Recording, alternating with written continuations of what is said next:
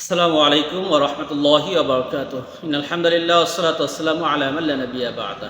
আম্মা বা'দ। সম্মানিত দর্শক, ঈদুল আযহা অতি সন্নিকটে।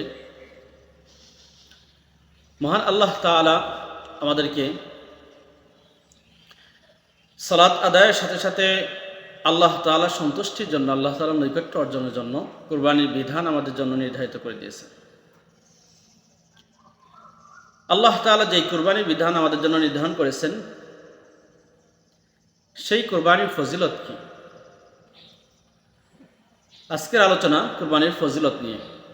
আমরা যদি হাদিসের দিকে লক্ষ্য করি, রাসূল পাক সাল্লাল্লাহু আলাইহি ওয়াসাল্লাম থেকে আমরা কয়েকটি হাদিস পাই, যে হাদিসগুলোর মধ্যে আল্লাহ তাআলা রাসূল সাল্লাল্লাহু আলাইহি ওয়াসাল্লাম কুরবানির ফজিলত বর্ণনা করেছেন।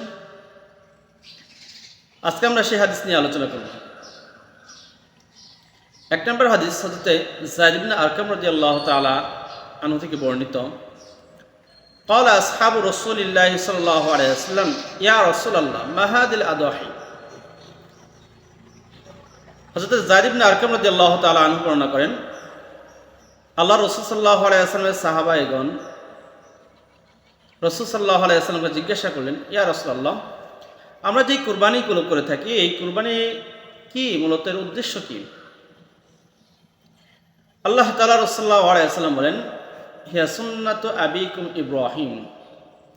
আমরা যে কোরবানিটা করে থাকি, এটা মূলত আমাদের জাতির পিতা হযরত ইব্রাহিম আলাইহিস সালাতু ওয়াস সালামের একটি সুন্নাহ। সাহাবায়ে কেরাম আবার জিজ্ঞাসা করলেন, ওমা লানা ফিহা ইয়া রাসূলুল্লাহ, আমরা যে কোরবানি করে থাকি এর মধ্যে আমাদের লাভ কি আছে, আমাদের জন্য কি রয়েছে? ক্বালা রাসূলুল্লাহ সাল্লাল্লাহু আলাইহি ওয়াসাল্লাম বিকুল্লি শাআরাতিন হাসানা। প্রত্যেকটা পশমের বদৌলতে আল্লাহ তাআলা একটি করে সওয়াব আল্লাহ তাআলা রেখে দিয়েছেন। যে হাদিসটি সুনান ইবনে মাজাহ 3127 নম্বর হাদিসের মধ্যে বর্ণনা করা হয়েছে।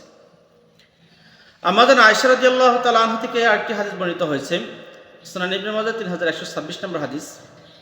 আমাদের আয়েশা রাদিয়াল্লাহু তাআলা আনহা বর্ণনা করেন, মা আমিলা আদামিয়ুন মিন আমালি ইয়াউমান নাহরি আহাব্বু ইলাল্লাহি তাআলা মিন ইহরাকিদ দাম। কুরবানির দিন যে সমস্ত আমলগুলো করা হয়, সেই সমস্ত আমলের মধ্যে সর্বোত্তম আমল হচ্ছে কুরবানি পশুটাকে জবাই করা। অতঃপর আল্লাহ তাআলা সাল্লাল্লাহু আলাইহি ওয়াসাল্লাম বর্ণনা করেন, ইন্নাহু লা ইয়াতি ইয়াওমাল কিয়ামাতি বিকুরুনিহা ওয়া আশআরিহা ওয়া আযলাফিহা।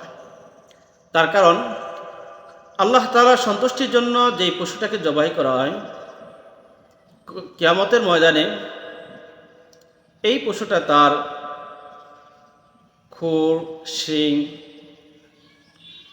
সমস্ত কিছু নিয়ে উত্থাপিত হবে। এই হাদিসের মধ্যে পরবর্তী অংশের মধ্যে আল্লাহ তাআলা রাসূলুল্লাহ সাল্লাল্লাহু আলাইহি ওয়াসাল্লাম বলেন, ওয়া ইন্নাদ দামা লা ইয়াকাউ মিনাল্লাহি বিমাকানিন ক্বাবলা আন ইয়াকা মিনাল আরদ ফাতিবু বিহা নাফসা। যখন কোনো ব্যক্তি তাকওয়ার সহিত আল্লাহ তাআলার সন্তুষ্টি অর্জনের জন্য, একমাত্র আল্লাহ তাআলার জন্যই কুরবানি করে থাকে, তখন পশুটা জবাই করার সাথে সাথে তার রক্তটা মাটিতে পড়ার পূর্বেই এটা আল্লাহ তাআলার কাছে কবুল হয়ে যায়। সুতরাং আল্লাহ তাআলা রাসূলুল্লাহ সাল্লাল্লাহু আলাইহি ওয়াসাল্লাম বলেন, ফাতিবু বিহা নাফসা, আনন্দ চিত্তে তোমরা কুরবানি করো। সম্মানিত দর্শক, রাসূল পাক সাল্লাল্লাহু আলাইহি ওয়াসাল্লাম যখন হযরত ফাতেমা রাদিয়াল্লাহু তাআলা আনহার পক্ষ থেকে কুরবানি দিতেছিলেন, ফাতেমা রাদিয়াল্লাহু তাআলা আনহাকে রাসূল পাক সাল্লাল্লাহু আলাইহি ওয়াসাল্লাম বলেন, কওমি ফাশহাদিহা, যেই পশুটা কুরবানি করা হচ্ছে তোমার পক্ষ থেকে, সেই পশুর কাছে গিয়ে দাঁড়াও এবং সেটাকে দেখো। ফাইন্না লাকি বিআউয়ালি কাতরাতিন তাকতুরু মিন দামিহা, তার কারণ যেই পশুটা জবাই করা হইতেছে তার থেকে যখন প্রথম রক্তের ফোঁটাটা বের হবে, তার থেকে যখন প্রথম রক্তের ফোঁটাটা বের হবে, ইউগফারু লাকি মা সালাফ মিন যুনুবিক, আল্লাহ তাআলা তোমার পূর্বের গুনাহকে আল্লাহ তাআলা মাফ করে দিবেন। সুবহানাল্লাহ। অতঃপর আল্লাহ রাসূল সাল্লাল্লাহু আলাইহি ওয়াসাল্লাম বলেন, আম্মা ইন্নাহুম ইউতা বিহা ইয়াওমাল কিয়ামাতি লুহুমুহা ওয়া দিমাউহা 70 দিফান, এবং তার রক্ত, গোশত সমস্ত কিছু আল্লাহ তাআলা 70 গুণ বৃদ্ধি করিয়া আল্লাহ তাআলা কিয়ামতের ময়দানে উত্থাপিত করবেন। হাত্তা তুরাউ ফি মিজানিক, এবং সেগুলোকে তোমার মিজানের পাল্লায় রাখা হবে। সুনানে বাইহাকি হাদিস নাম্বার 19,161 নম্বর হাদিস। সম্মানিত দর্শক, কোরবানি অনেক বড় ফজিলতপূর্ণ আমল, যে আমলের প্রচলন হযরত আদম আলাইহিসসালাতু ওয়াসসালাম থেকে শুরু করে একেবারে হযরত মুহাম্মদ সাল্লাল্লাহু আলাইহি ওয়াসাল্লাম পর্যন্ত এটা প্রচলিত ছিল। হযরত ইব্রাহিম আলাইহিসসালাতু ওয়াসসালামের মাধ্যমে বর্তমানে যে প্রচলিত নিয়ম আছে এই নিয়মের সূচনা হয় এবং সেটাকে আমাদের জন্য সুন্নত হিসেবে নির্ধারণ করা হয়েছে। আল্লাহ তাআলা প্রত্যেককে কোরবানি করার জন্য তৌফিক দান করুক। আসসালামু আলাইকুম ওয়া রাহমাতুল্লাহি ওয়া বারাকাতুহু।